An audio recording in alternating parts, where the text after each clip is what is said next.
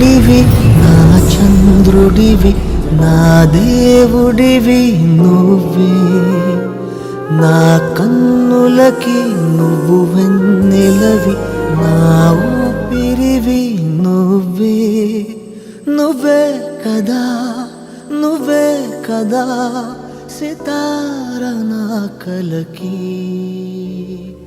నాన్న నువ్వు నా ప్రాణం అని. ఏంటే సాయమ్మ, సడన్ గా ఎలా వచ్చామా అని అందరూ ఆశ్చర్యపోతున్నట్టున్నారు.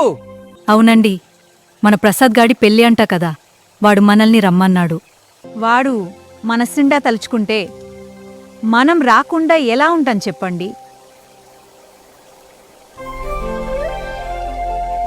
అవును సాయమ్మ, అందుకే ఇలా వచ్చాం.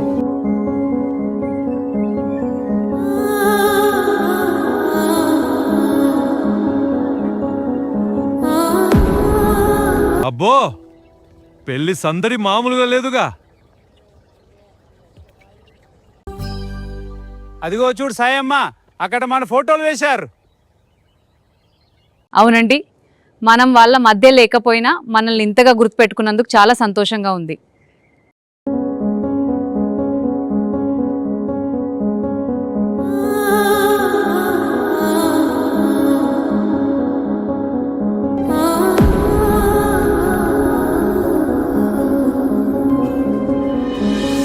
అమ్మమ్మో నేనేమి వింటేనమ్మా, వాకిల్లో నిలిచింది వాస్తవమా, ఇన్నాళ్ళ గాయాలు మాయమమ్మా, అచ్చంగా ఈ రోజు నాదేనమ్మా, కన్న ప్రాణాలు ఉల్లాస తోరణమాయేనమ్మా,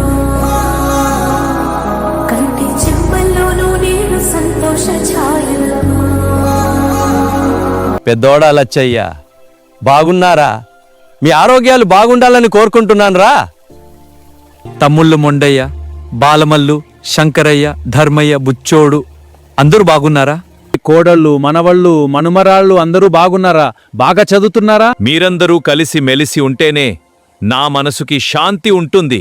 అందరూ ప్రయోజకులు అవుతే మేము సంతోషంగా ఉంటాము.